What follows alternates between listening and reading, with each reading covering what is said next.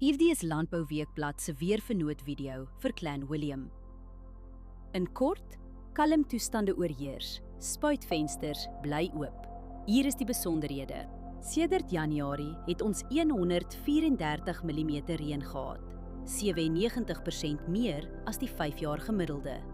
Groeigraaddae staan tot dusver op 1497. Dit is 128 graaddae laer as die 5-jaar gemiddelde.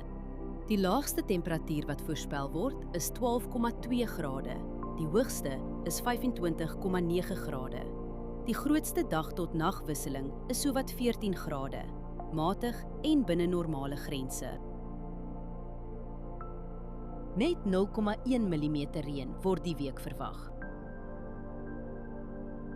Die hele week is stil, geen noemenswaardige winddae nie. Wind bly deurgaans onder 15 km/h. Let op windrigting, windvlae, temperatuur, humiditeit en delta T voor jy spuit. Verdamping is die hele week onder 3 mm. Oorbesproeiing in die soort toestande hou risiko in vir wortelsiektes. Humiditeit is wisselvallig, dus is die kans vir swamdruk laag. Routinemonitering behoort hier voldoende te wees. As jy een ding doen, oorweeg dit om die stil, droë weer vir agterstallige spuit- en spuitkalibrasiewerk te benut. Hierdie weerinligting is gebaseer op werklike data vanaf meetstasies.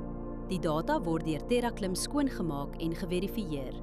KI-interpretasies word deur grondwaarheidsdata onderlê, aangedryf deur Villa Crop Protection. Hierdie verslag is met die hulp van kunsmatige intelligensie gegenereer en is nie professionele advies nie.